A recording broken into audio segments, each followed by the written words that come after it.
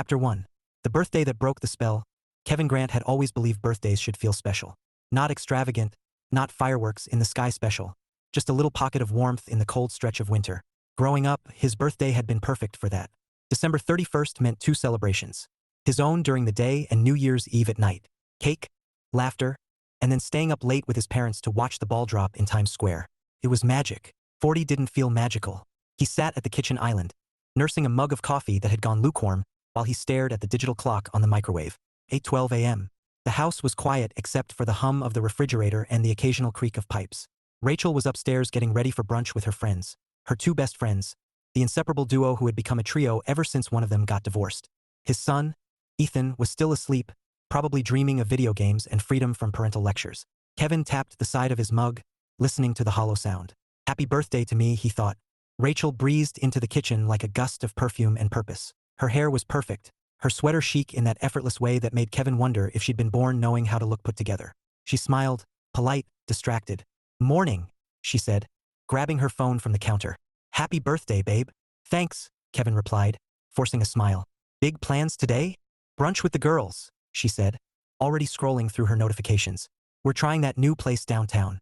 You know, the one with the bottomless mimosas. Kevin nodded. Of course he knew. She'd been talking about it for weeks. Sounds fun. Rachel glanced up, her expression softening for a moment. We'll do something tonight, okay? After the countdown. Sure, Kevin said, because what else was there to say? He'd learned long ago that promises like that were more like decorative bows. Pretty, but not meant to hold anything together. She kissed his cheek, light as a feather, and was gone before he could think of a reason to make her stay. By noon, the house was still quiet except for Ethan's laughter drifting down from upstairs. Kevin wandered into the living room, stared at the muted TV, and wondered when his life had become a waiting room. He wasn't angry, not really, just hollow, like someone had scooped out the center of him and left the shell behind. He thought about the last 2 years, the slow drift, the way Rachel's world had filled up with brunches and wine nights and whispered conversations with her friends. He didn't mind that she had a social life. What he minded was that he wasn't part of it. He couldn't remember the last time they'd done something together, just the two of them. Couldn't remember the last time she'd touched him like she used to. 18 months, maybe longer. Kevin rubbed his jaw, feeling the roughness of stubble. He'd brought it up a few times, tried to bridge the gap with humor, with honesty. She always brushed it off. Tired, busy, promises to make it up. Promises that evaporated like steam. He wasn't bitter. He loved Rachel. He loved Ethan. But love didn't erase the ache of being invisible in your own home. That night, the house filled with noise, Ethan's friends shouting over a video game, Rachel laughing on a FaceTime call with her best friend. Kevin sat in the corner of the couch, nursing a glass of whiskey and watching the clock tick toward midnight. His birthday had been a footnote in the day, squeezed between errands and other people's plans. When the countdown started on TV, Rachel appeared, smiling like nothing was wrong. She slid onto the couch beside him, her phone still in her hand. 10:08. The voices on the screen roared. Rachel leaned over and kissed his cheek again. Happy birthday, Kev. Happy New Year, he said, because that was easier than saying what he really felt. Fireworks exploded on the screen. Ethan and his friends cheered upstairs. Rachel was already texting someone, her face lit by the glow of her phone. Kevin stared at the champagne flute in his hand and made a decision so quietly it didn't even feel like a decision at first. Felt like breathing. If they don't need me, I'm going to start living for myself. He'd spent 20 years building a life for his family. Working long hours, fixing leaky faucets, mowing lawns, making sure everything ran smoothly. His reward was being forgotten. He wasn't angry. He wasn't vindictive. He was just done waiting for someone else to make him feel alive. Tomorrow he'd start small. Maybe call an old friend. Maybe remember what hobbies felt like. He didn't care who liked it. For the first time in years, Kevin felt something stir in his chest. A flicker of anticipation. Fragile but real. And he held onto it like a lifeline. Chapter 2. The first step. Kevin stared at his phone like it was a foreign object. It wasn't, of course. He used it every day for work emails, grocery lists, and the occasional doom scroll through news headlines. But tonight, it felt different. Tonight, it was a portal to something he hadn't touched in years. His own life. He opened Facebook, a platform he mostly used to like Ethan's soccer photos and ignore political rants. His profile picture was ancient. Him and Rachel at a beach, sunburned and smiling like people who still believed in date nights. He scrolled past ads for wrinkle cream and inspirational quotes until a name stopped him cold. Mark Reynolds. College roommate. Beer pong champion. The guy who once convinced Kevin that hiking in sandals was totally fine. It wasn't. Mark's profile picture showed him hanging off a cliff like a human spider, grinning at the camera. The caption read, "Another great climb today. Who's in for next weekend?" Kevin stared at the photo, then at his own reflection in the darkened screen. He looked tired. Not old, exactly, but worn around the edges like a favorite jacket that had seen too many winters. He hesitated, thumb hovering over the message button. What was he supposed to say? Hey, remember me? The guy who used to shotgun beers and now spends his evenings arguing with a teenager about curfew? Before he could overthink it, he typed, Hey Mark, long time no see. How've you been? He hit send and immediately regretted it. Too vague, too casual, too ping. A reply popped up almost instantly. Mark, Kev. Holy crap, man, it's been forever. I'm great. You? Kevin blinked. That was easy. He typed back, doing okay. Just turned 40 yesterday. Mark, big milestone. Congrats, old man. We gotta celebrate. You still in New York? Kevin smiled despite himself. Yeah, Bronx. Mark, perfect. You gotta come climbing with us. Indoor gym, super chill. You'll love it. Kevin stared at the message like it was written in another language. Climbing? Him? He hadn't climbed anything taller than a stepladder in years. His knees made noises now. His back had opinions. Kevin, climbing? Huh? I don't know, man. I'm not exactly in peak shape. Mark, neither are half the people there. It's fun, trust me. Saturday morning. No excuses. Kevin laughed under his breath. No excuses. He had plenty, work, family, the fact that gravity was undefeated, but none of them felt good enough. For the first time in years, someone was inviting him to do something that wasn't mowing a lawn or fixing a leaky faucet. He typed, all right, Saturday. But if I die, you're explaining it to Rachel. Mark, deal. Can't wait, Kev.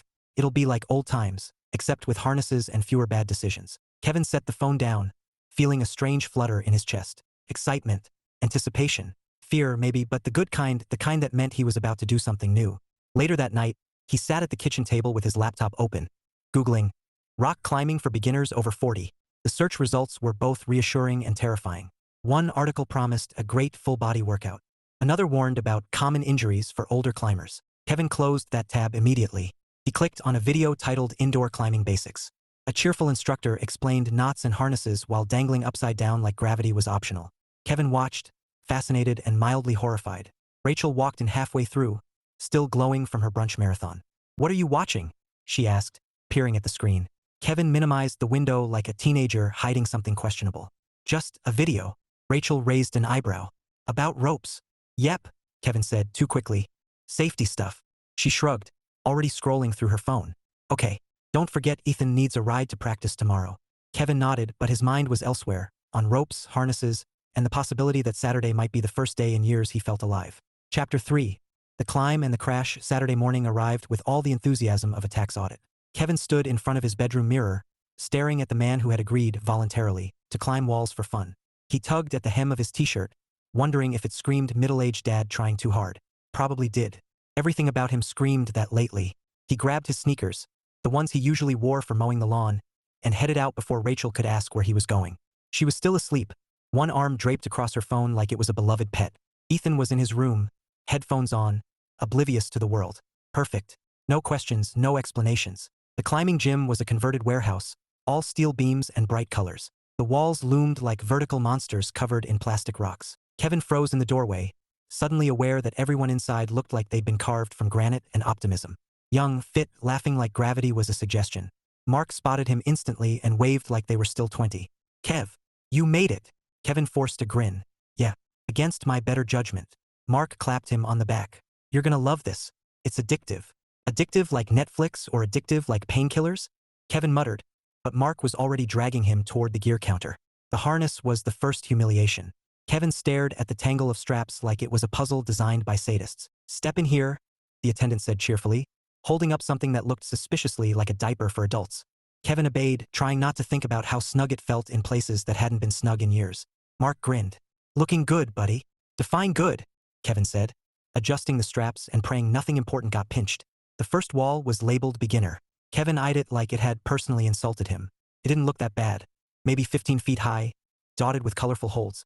Easy enough, right? Wrong. 2 minutes in, Kevin realized 3 things. 1. His arms were not the friends he thought they were. 2. His legs had filed a formal complaint. 3. Gravity was a vindictive jerk. Just keep moving, Mark called from below. Use your legs more. Kevin clung to the wall like a cat on a screen door. My legs are staging a coup. He reached for a green hold, missed, and swung like a pendulum. The harness caught him, but his dignity did not. A group of college kids nearby tried and failed not to laugh. Kevin dangled there, panting. This is fine. I'm fine. Totally fine. You're doing great, Mark said, which was a lie so big it deserved its own zip code. Eventually, Kevin made it to the top, or close enough that Mark declared victory. He slapped the wall like it owed him money and let the rope lower him down. His arms trembled. His legs wobbled. His soul questioned every life choice that led here. When his feet hit the mat, Kevin collapsed like a man who just survived a natural disaster. That was something. Mark grinned. Admit it. You loved it. Kevin stared at him, sweat dripping into his eyes. Loved is a strong word. I tolerated it. Barely. But deep down, beneath the exhaustion, the humiliation, and the suspicion that he'd need a chiropractor, Kevin felt something he hadn't felt in years. Alive. On the drive home, his muscles screamed in protest, but his mind buzzed with a strange, giddy energy. He'd done something new, something hard, something that wasn't fixing a leaky faucet or paying bills. For the first time in a long time, Kevin couldn't wait for what came next. Chapter 4. The Ripple Effect. By Monday morning, Kevin's body had staged a full-scale rebellion. His arms ached, his legs felt like they'd been replaced with concrete, and even his eyelids seemed resentful. He shuffled into the kitchen like a man twice his age, muttering under his breath about muscles he didn't know existed. Rachel was at the counter, sipping coffee and scrolling through her phone. She glanced up, eyebrows lifting. You okay? You look stiff. Kevin grunted, reaching for the coffee pot. I'm fine. You're walking like you fought a bear. Close, Kevin said, pouring himself a cup. Wall. Rachel blinked. Wall. Climbing gym, he said casually, like this was a normal sentence in their marriage. Went with Mark. Rachel set her phone down slowly. Mark Reynolds? From college? Yeah. Ran into him online. He invited me. Kevin took a sip of coffee, savoring the warmth like it could melt the soreness out of his bones. Rachel tilted her head, studying him. You went rock climbing? Indoor, Kevin clarified. With ropes. Very safe. Mostly humiliating. Rachel laughed, a short surprise sound. Wow, that's new. Kevin shrugged, trying to look nonchalant even though his shoulders protested. Figured I'd try something different. Rachel smiled faintly, but her eyes lingered on him longer than usual. Well, good for you. Over the next few weeks, the changes were subtle at first. Kevin started humming while making coffee. He smiled more, real smiles, not the polite ones he wore like armor. He even whistled once, which made Ethan look up from his phone like he'd spotted a UFO. Dad? Ethan said one evening, watching Kevin stretch in the living room. Are you working out? Kevin grinned. Trying to keep up with the climbers. Ethan smirked. Midlife crisis incoming. Should I expect a motorcycle? Not unless it comes with a sidecar for groceries, Kevin said, chuckling. Rachel overheard and laughed too, but something in her chest tightened. She couldn't put her finger on it. Kevin seemed lighter, happier, and for reasons she didn't want to admit, that unsettled her. It wasn't just the humming or the smiles. It was the way he moved now, like he had somewhere to be, something to look forward to. He started leaving the house on Saturday mornings without asking if she needed anything. He came back flushed and grinning, talking about routes and grips and sending problems, which sounded suspiciously like code for something else. Rachel tried to ignore the creeping unease, but her divorced friend, Jenna, didn't help. Men don't just start climbing walls for fun, Jenna said during brunch, swirling her mimosa like it held secrets. They start climbing when they're climbing into something else. Rachel frowned. He's not like that. Jenna raised an eyebrow. You sure? Happy men don't change overnight unless there's a reason. Rachel laughed it off, but the words stuck like burrs. That night, lying in bed beside Kevin while he scrolled through climbing videos, she felt a knot of doubt tighten in her stomach. Kevin didn't notice. He was too busy watching a tutorial on foot placement, grinning like a kid with a new toy. For the first time in years, he felt anticipation humming in his veins. Rachel stared at the ceiling, wondering when her husband had started feeling alive, and why it wasn't because of her. Chapter 5. The Accusation. The house was quiet except for the soft hum of the heater and the occasional creak of settling wood. Kevin lay in bed, scrolling through climbing videos on his phone, muscles still sore but in that satisfying way that made him feel alive. Rachel was beside him, her back turned, the glow of her own screen casting a pale halo around her silhouette. He didn't notice the way her thumb hovered over her phone without moving. Didn't notice the way her breathing shifted, shallow, uneven. He was too busy watching a guy half his age scale a wall like gravity was a rumor. Rachel swallowed hard, staring at the dark ceiling. Jenna's voice echoed in her head like a warning bell. Men don't just start climbing walls for fun. They start climbing when they're climbing into something else. She hated that it stuck. Hated that she couldn't shake the image of Kevin smiling. Really smiling. For the first time in months. And not because of her. The words slipped out before she could stop them. Are you cheating on me? Kevin froze. The video kept playing, tinny music filling the silence like an unwelcome guest. Slowly, he locked his phone and set it on the nightstand. His head turned toward her, eyes sharp and unreadable. Rachel's heart thudded. She expected denial, anger, a laugh, anything. Instead, Kevin stared at her with a look so intense it made her flinch. It wasn't rage. It wasn't shock. It was something colder. Something that said you just crossed a line you can't uncross. Kevin, her voice cracked. You've been different. Happy. And I don't know why. He didn't speak. Didn't blink. The silence stretched until it felt like a living thing between them. Rachel sat up, panic clawing at her chest. Say something. Please. Kevin swung his legs over the side of the bed, movements deliberate, controlled. He stood, grabbed his jeans from the chair, and began dressing without a word. Rachel's pulse spiked. What are you doing? No answer. Belt, shirt, jacket, keys. Kevin. Her voice rose, sharp with fear. Where are you going? He paused at the doorway, hand on the knob. For a moment, she thought he might turn around, might say something to make this feel less like the end of the world. He didn't. The door clicked shut behind him, leaving Rachel in a room that suddenly felt too big, too cold, too empty. Kevin drove with no destination, the city lights blurring past like streaks of accusation. His hands gripped the wheel, knuckles white, jaw clenched so tight it ached. He wasn't a man who yelled. He wasn't a man who threw words like knives. He'd learned long ago that some things, once said, couldn't be unsaid. But questioning his loyalty, that was the one thing he couldn't swallow. For years, he'd been the constant, the provider, the fixer, the man who made sure everything worked while Rachel chased brunches and laughter with friends. He never complained, never strayed, never gave her a reason to doubt him. And now, because he dared to find joy outside the walls of this house, she thought he was cheating? Kevin's chest burned with a mix of anger and something worse, disappointment. He'd hoped, quietly, foolishly, that maybe Rachel would notice the changes and ask to be part of them, that she'd want to climb with him, laugh with him, rediscover the spark they'd lost. Instead, she accused him of betrayal. He didn't know what this meant for them, didn't know if they could come back from this. All he knew was that tonight, he couldn't go home and pretend everything was fine. Rachel sat on the edge of the bed, staring at the door like it might open if she wished hard enough. Her hands trembled, her throat felt raw. She'd wanted answers. What she got was silence, and the sound of her marriage cracking like thin ice. Chapter 6. The Drive. The city blurred past in streaks of neon and shadow, but Kevin barely saw it. His hands gripped the steering wheel like it was the only solid thing left in his life. The dashboard clock glowed 11:47 p.m., mocking him with its quiet certainty. He had no destination, just motion, just escape. He rolled down the window, letting the cold December air slap his face awake. It didn't cool the heat in his chest. Anger simmered there, sharp and bitter, but beneath it was something heavier, something that felt like grief. He wasn't a man who lost his temper easily. He'd spent years learning to swallow words, to keep the peace, to avoid saying things that couldn't be unsaid. But Rachel's question, "Are you cheating on me?" had detonated something inside him. Not because she suspected, but because she didn't know him anymore. After 20 years, she didn't know him. Kevin turned down a quiet street, tires crunching over frost. He parked under a flickering streetlight and killed the engine. Silence filled the car, thick and suffocating. He leaned back, staring at the ceiling, and let the thoughts come.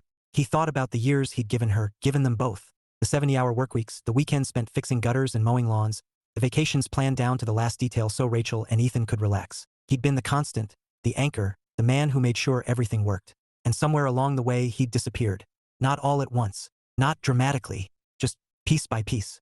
A hobby dropped here, a friend lost there, until all that was left was a husband-shaped shadow moving through a house that didn't feel like his anymore.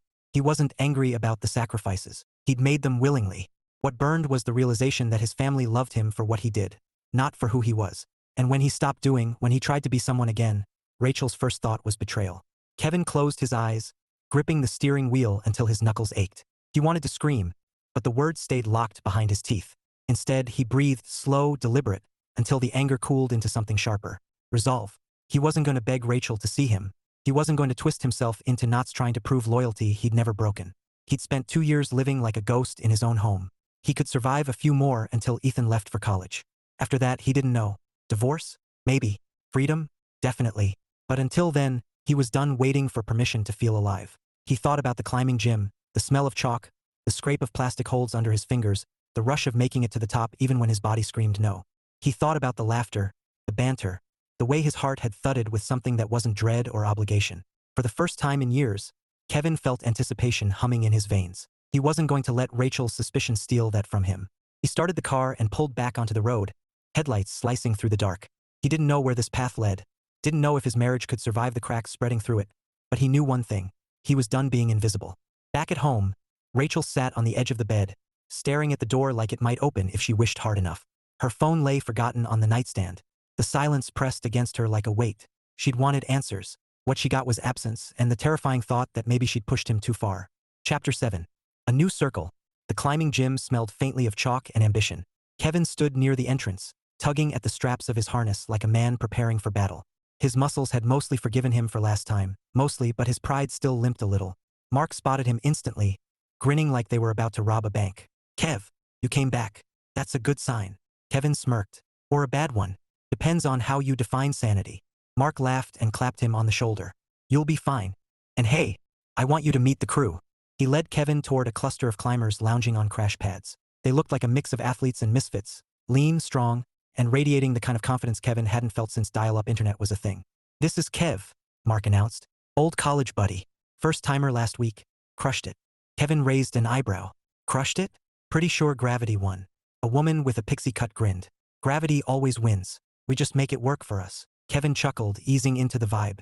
They introduced themselves: Jess, the pixie cut philosopher; Omar, who looked like he could bench press a car but spoke with the gentleness of a yoga instructor; and then there was Lila, the climbing instructor. Lila was energy personified. Bright leggings, wild curls, and a smile that could power a small city. She bounded over like a golden retriever in human form. "You must be Kevin," she said, shaking his hand with enthusiasm that nearly dislocated his shoulder. "Mark told me you're rediscovering life. Love that." Kevin blinked. Yeah, something like that." "Awesome." Lila clapped her hands. "We're working on technique today. Footwork, balance, trusting the wall. It's all about flow." Kevin stared at the towering wall behind her. "Flow? Pretty sure my flow involves falling." "Falling is part of the journey," Lila declared, like she was quoting scripture. "You learn more from the drop than the climb." Kevin muttered, "I'd prefer to learn from staying attached." The session began and Kevin quickly realized two things. 1. Lila was relentless. 2. His body was still negotiating terms with gravity. "Relax your grip," Lila called as Kevin clung to the wall like a man avoiding a shark attack. "You're overgripping. Trust your legs." "Trust my legs," Kevin grunted. "My legs haven't trusted me since 2005. The group laughed, and for the first time, Kevin didn't mind being the punchline. Felt good, light, easy, like shedding a weight he didn't know he carried. After an hour of climbing, sweating, and discovering muscles that sounded fictional, Kevin collapsed onto a crash pad beside Mark. "Still alive," Kevin said, panting. "That's a win." Mark grinned. "You're getting better. Admit it, you're hooked." Kevin stared at the wall, at the colorful holds like scattered candy, and felt that flicker of anticipation again. "Yeah," he said softly. "I think I am." They ended the session with smoothies at the gym cafe, the kind of overpriced health concoctions Kevin used to mock. He didn't care. He was laughing, really laughing, with people who saw him as more than a husband, a dad, a fixer of broken things. For the first time in years, Kevin felt like someone, not just someone something. Back home, Rachel noticed the difference immediately. The way he walked in, flushed and grinning, like he'd been living in Technicolor while she was stuck in grayscale. He hummed while rinsing his smoothie cup, oblivious to the storm brewing behind her eyes. Rachel smiled tightly, but inside, the knot of unease twisted tighter. Chapter 8. Rachel's reality check. Rachel sat at the corner table of her favorite cafe, nursing a latte that had gone cold while Jenna talked. Jenna always talked, loud, confident, like her opinions were gospel. Today was no exception. "I'm telling you," Jenna said, stabbing the air with her straw for emphasis. "Men don't just start climbing walls for fun. They start climbing when they're climbing into something else." Rachel forced a laugh, but it sounded brittle even to her own ears. "It's not like that. He's not that guy." Jenna arched a perfectly sculpted brow. "Sweetheart, every guy is that guy when he hits 40 and realizes life isn't what he thought it'd be. Midlife crisis, affair, motorcycle. Pick your cliché." Rachel shook her head, staring at the swirl of foam in her cup.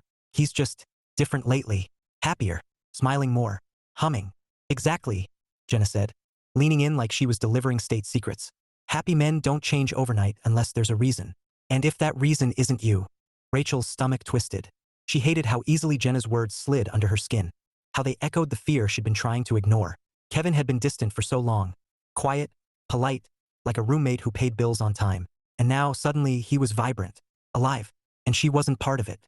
That night, Rachel sat in the living room, scrolling through photos on her phone. There was one from last summer. Kevin at the grill, smiling for the camera, Ethan beside him with a burger in hand. She stared at it, trying to remember what that smile felt like in real life. When had it become so rare? She thought about the last time they'd been truly close. Not just sharing space, but sharing themselves. 18 months? Maybe longer. She'd blamed exhaustion, stress, the endless carousel of errands and obligations. But deep down, she knew the truth. She'd stopped trying, stopped noticing. stopped reaching for him because she assumed he'd always be there. And now she wasn't so sure. Rachel's phone buzzed. A text from Jenna. Don't ignore the signs. If he's pulling away, you need to pull him back. Or prepare for the worst. Rachel stared at the message, her chest tight. She didn't want to believe it. Didn't want to picture Kevin with someone else. But the image crept in anyway. Kevin laughing with a woman who wasn't her. Sharing that new spark she'd seen in his eyes. She shoved the phone aside and pressed her palms to her face, fighting the sting in her eyes. She wasn't ready to lose him. She wasn't ready to admit she might already have. Upstairs, Kevin was packing his gym bag, humming under his breath. He felt good, better than he had in years. He didn't notice Rachel standing in the doorway, watching him with a look that was equal parts fear and regret. For the first time in a long time, Rachel wondered if happiness had become a zero-sum game, and if she was on the losing side. Chapter 9. The unexpected invite. Saturday morning at the climbing gym was chaos in neon. Music thumped softly from overhead speakers, chalk dust floated like snow, and Kevin stood in the middle of it all, feeling oddly at home. He was getting better, still clumsy, still sweating like a man in a sauna, but better. And for the first time in years, he wasn't counting the minutes until he could leave. Mark tossed him a water bottle. You're killing it today, Kev. Kevin laughed, wiping his forehead. Pretty sure gravity still has the upper hand. You're negotiating terms, Mark said with a grin. Listen, we're planning a weekend trip upstate. Real rock, fresh air, campfire vibes. You in? Kevin blinked. Upstate? Like, outside? Yeah, man. Outdoors. Nature. The big leagues. Mark's eyes sparkled with mischief. It'll be fun. You need this. Kevin hesitated. A weekend away sounded incredible and terrifying. He hadn't done anything spontaneous in years. His calendar was usually filled with soccer practices, grocery runs, and fixing things that broke at inconvenient times. But the thought of crisp air and a cliff that wasn't made of plastic stirred something deep inside him. When? Kevin asked. Next weekend, Mark said.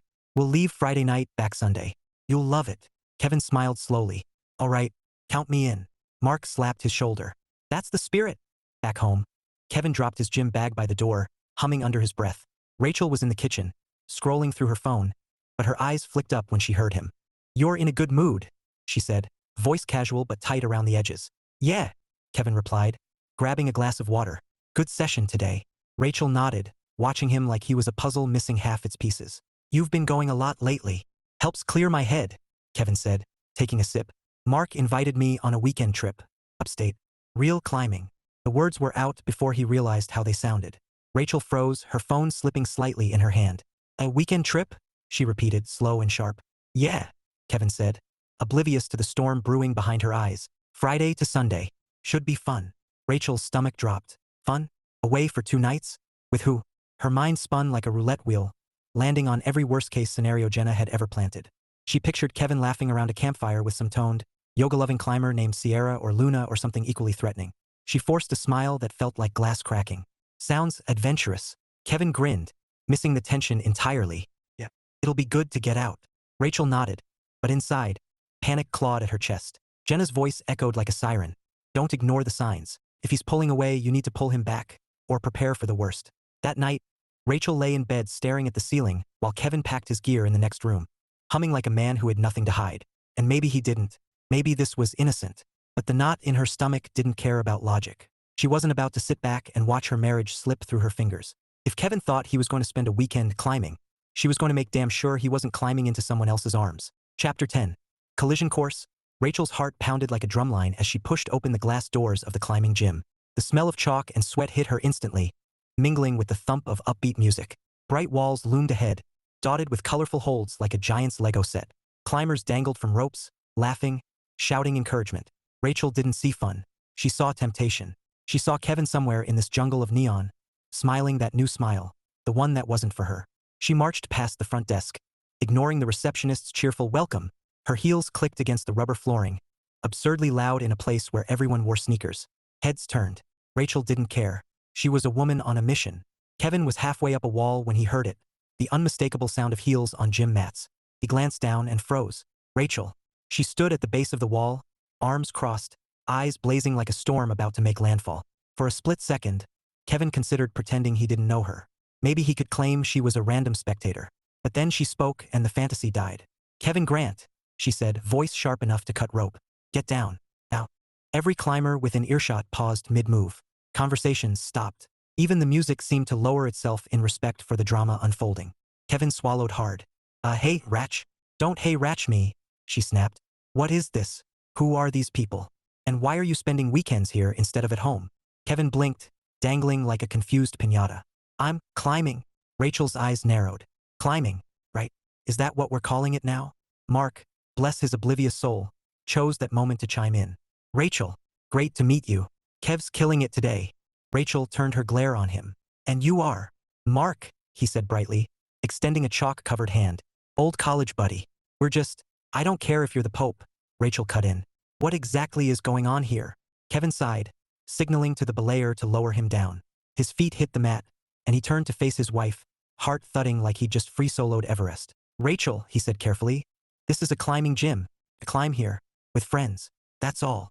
Rachel's voice dropped to a dangerous whisper. Friends. Including her? Kevin followed her gaze and realized, with dawning horror, that Lila was bounding over like a golden retriever in human form. Kevin. Lila chirped, oblivious to the tension. Great job on that route. You crushed it. Rachel's head swiveled toward Lila like a turret locking on a target. And you are? Lila, she said cheerfully, extending a hand Rachel didn't take. Instructor. Kevin's a natural. Rachel's smile was pure ice. I bet he is. Kevin pinched the bridge of his nose. Rachel, please. This isn't what you think. Oh, really? Rachel shot back.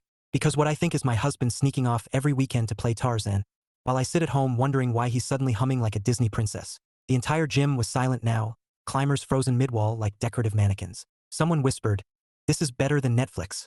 Kevin exhaled slowly, fighting the urge to laugh at the absurdity. Rachel, he said, voice steady. I'm not cheating on you. I'm climbing. That's it. No secrets. No Sierra or Luna or whoever Jenna convinced you I'm running off with. Rachel blinked. You know about Jenna? Kevin's jaw tightened. I know Jenna's been whispering poison in your ear for 2 years. And I know you didn't ask me what was going on. You assumed the worst. Rachel's cheeks flushed crimson. For a moment, she looked less furious and more lost. Vulnerable. It hit Kevin like a punch. He softened his tone. I just wanted something for me, Ratch. Something that makes me feel alive. I wasn't trying to shut you out. Rachel stared at him, words tangled in her throat. Around them, the gym buzzed with awkward energy. Climbers pretending to stretch while eavesdropping shamelessly. Finally, Rachel spoke, voice low. You could have told me. Kevin met her eyes. You could have asked. For a long moment, they stood there, two people who'd spent years orbiting each other without colliding, finally crashing head-on in a room full of strangers. Then Lila clapped her hands, breaking the tension like a cymbal crash. So, who's ready to try the beginner wall? Kevin groaned. Rachel almost laughed. Almost. Chapter 11. The honest talk. The drive home was silent, thick with words neither of them could say in front of an audience of climbers and crash pads. Rachel stared out the window, arms folded tight, while Kevin gripped the wheel like it was the only thing keeping him steady. When they pulled into the driveway, the house looked exactly the same, warm lights glowing, Ethan's laughter drifting faintly from upstairs, but everything between them felt different. Fragile, heavy, like glass balanced on the edge of a table. Kevin killed the engine and sat there for a moment, staring at the dashboard. Rachel waited, her pulse thudding in her ears. Finally, he spoke. Inside, he said quietly. We need to talk. They settled in the living room, the hum of the heater filling the silence. Kevin sat on the edge of the couch, elbows on his knees, hands clasped. Rachel perched across from him, spine straight, like posture could hold her together.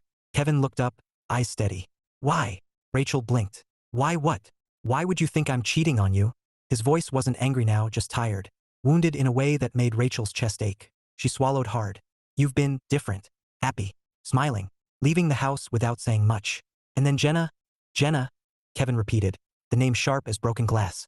Of course. Rachel flinched. She's been poisoning this marriage for 2 years, Kevin said, voice low but firm. Ever since her divorce, she's been whispering in your ear, making you doubt everything. And you let her. Rachel's throat tightened. I didn't need Jenna to notice you pulling away. Kevin stared at her, stunned. Pulling away? Rachel, I've been here. Every day. Fixing things, paying bills, making sure this house runs. I've been the constant while you... He stopped himself, jaw clenching. While you built a life that didn't include me. Rachel's eyes burned. That's not fair. Isn't it? Kevin's voice cracked, raw and unguarded. When was the last time you wanted to do something with me? Just me? When was the last time you touched me like I mattered? Rachel opened her mouth, but no words came. Because he was right. She thought of the months, years of excuses, of promises to make it up, that she never kept. She thought of the nights she turned away, too tired, too distracted, too sure he'd always be there. Tears stung her eyes. I didn't realize. Kevin shook his head, a bitter laugh escaping. I did. Every day. And I kept hoping you'd notice before I disappeared completely. Rachel pressed her palms to her face, voice muffled. I was scared. Of what? Kevin asked softly. Of losing you, she whispered. Of waking up one day and realizing you didn't need me anymore. Kevin stared at her, the irony hitting like a punch. Rachel, I've needed you every day. I just stopped expecting you to need me back. Silence stretched, heavy and fragile. Then Rachel lowered her hands, eyes shining with tears. I don't want to lose you, Kev. Kevin's chest tightened. He wanted to believe her, wanted to trust that this wasn't just panic talking. But trust wasn't something you rebuilt in a single conversation. He exhaled slowly. Then stop listening to Jenna. Stop assuming the worst, and start showing up. Rachel nodded, tears slipping down her cheeks. I will. I promise. Kevin leaned back, exhaustion washing over him. I don't want promises, Rachel. I want us. Whatever's left of us. Rachel crossed the room and sat beside him, tentative, like approaching a wounded animal. She reached for his hand. He hesitated, then let her take it. For the first time in years, their fingers intertwined. It wasn't magic. It wasn't fireworks. But it was something. A start. Upstairs, Ethan laughed at something on his headset, oblivious to the quiet war ending downstairs. And for the first time in a long time, Kevin felt a flicker of hope. Not bright, not blazing, but enough to keep him from walking away. Chapter 12. Rebuilding. Rachel stood in front of the climbing wall like it was a hostile alien. Bright plastic holds dotted the surface in cheerful colors, mocking her with their optimism. She tugged at the harness around her waist, feeling ridiculous. This thing feels like a medieval torture device, she muttered. Kevin grinned, adjusting her straps with practiced ease. It's supposed to keep you safe. Safe from what? Gravity? Because I'm pretty sure gravity's undefeated. Kevin chuckled, and for the first time in months, the sound didn't feel forced. You'll be fine. Beginner wall. Easy stuff. Rachel shot him a look. Easy for you, Mr. Midlife Spider-Man. Trust me, Kevin said, stepping back to admire his handiwork. If I can do it, you can. Rachel eyed the wall again, skepticism radiating from every pore. I should have worn yoga pants. You'll survive, Kevin said, handing her a chalk bag. Here, for your hands. Rachel stared at the white powder. What is this? Gym cocaine? Kevin laughed so hard he nearly dropped the rope. It's chalk. Keeps your grip dry. Rachel dipped her hands in reluctantly. If I die, tell Ethan I love him. The first attempt was spectacular. Rachel made it 3 feet off the ground before freezing like a cat stuck on a tree branch. Kevin, she hissed. I can't move. Yes, you can, Kevin said, trying not to laugh. Left foot up. There's a blue hold. I don't see blue. It's right there. That's green. Rachel, trust me. It's blue. Rachel clung to the wall like it owed her money. This is insane. People pay for this. Kevin bit back a grin. Some of us enjoy it. Rachel shot him a glare over her shoulder. You enjoy watching me suffer. Only a little, Kevin admitted, smiling. Eventually, with much coaxing and a few creative swear words, Rachel made it halfway up the wall. When she finally lowered down, her legs wobbled like jello, but her eyes sparkled with something Kevin hadn't seen in a long time, pride. I didn't die, she said breathlessly. Kevin grinned. You crushed it. Rachel laughed, shaking her head. Crushed it? I looked like a terrified sloth. Terrified sloths are adorable, Kevin said, and the warmth in his voice made Rachel's chest ache in the best way. They sat on the crash pad afterward, sipping water and catching their breath. Around them, climbers moved like dancers. But for once, Rachel didn't feel like an outsider. She felt included, part of Kevin's world instead of watching it from a distance. This is hard, she admitted. Kevin nodded. Yeah, but it feels good, doesn't it? Rachel smiled faintly. It does. Kevin looked at her, really looked at her, and something shifted, small but seismic. For months, they'd been strangers sharing a house. Now, sitting side by side, sweaty and laughing, they felt like partners again. Rachel reached for his hand. He took it without hesitation. Later, as they walked out of the gym together, Rachel glanced at Kevin and said, Next time, I'm wearing yoga pants. Kevin grinned. Next time. Rachel squeezed his hand. Next time. Chapter 13. A new year. A new us. The house glowed with soft light, the scent of something sweet drifting from the kitchen. Kevin stood at the counter, slicing a cake Rachel had insisted on baking herself. Chocolate, his favorite. She'd even written Happy 41st, Kev in shaky frosting letters that looked like they'd survived an earthquake. But to Kevin, it was perfect. Ethan wandered in, phone in hand, grinning. So, Dad, no motorcycle yet? Kevin smirked. Not yet, but I did buy chalk. Ethan frowned. Like, sidewalk chalk? Climbing chalk, Kevin said, handing him a slice of cake. Big difference. Ethan shook his head, muttering something about weird hobbies, and disappeared back upstairs. Kevin chuckled, turning to Rachel. who was lighting candles on the dining table. She looked different tonight, not in clothes or makeup, but in the way she moved. Present. Intentional. Like she was here, really here. Dinner smells amazing, Kevin said. Rachel smiled, a little shy. Figured we'd make tonight special. Kevin's chest warmed. For years, New Year's Eve had been a blur of noise and countdowns. His birthday a footnote in the chaos. Tonight felt different, like someone had remembered. They ate together, laughing over Ethan's latest gaming obsession, teasing each other about Rachel's climbing career, which consisted of one wall and a lot of swearing. When the clock crept toward midnight, they moved to the couch, champagne flutes in hand, the TV glowing with the Times Square countdown. 10, 9, 8. The voices roared from the screen. Rachel turned to him, eyes soft. Happy birthday, Kev. Kevin smiled, and this time it reached his eyes. Happy New Year. 7, 6, 5. Rachel hesitated, then said, Thank you. Kevin blinked. For what? For not giving up on me, she whispered. On us. Kevin stared at her, words tangling in his throat. He wanted to say he'd thought about it, wanted to admit how close he'd come to walking away, but instead, he squeezed her hand and said the only thing that mattered. 4, 3, 2. I'm glad you're here, he said softly. 1. The room erupted with cheers from the TV, fireworks exploding in a riot of color. Rachel leaned in and kissed him. Not the quick, polite peck he'd grown used to, but a kiss that felt like a promise. Warm, real, alive. Kevin kissed her back, and for the first time in years, he believed in promises again. Later, as they curled up together, Rachel murmured, So, about that climbing trip. Kevin grinned. You're coming. Rachel smirked. If I survive, you owe me dinner. And maybe a massage. Kevin laughed, pulling her closer. Deal. Outside, the world celebrated a new year. Inside, Kevin celebrated something better, a second chance. Not perfect, not easy, but his. The man who once felt invisible was seen again. Not because he climbed walls, but because he finally stopped waiting for life to happen. And as the fireworks faded, Kevin made a resolution he intended to keep. Never stop climbing. Not walls. Not life. And definitely not love.